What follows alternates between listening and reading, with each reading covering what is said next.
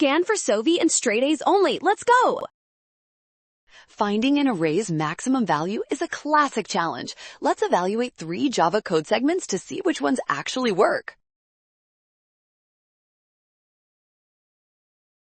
Segment 1 starts the max variable at the smallest possible integer value. Since every element in the array will be at least that large, the logic correctly updates to the maximum. Segment 2 uses a Boolean flag to initialize the max variable with the very first element it sees. This clever approach ensures we compare all subsequent values against a valid starting point. Finally, segment 3 sets max to the first element and loops from the second index. All 3 segments are correct, making option E the winner.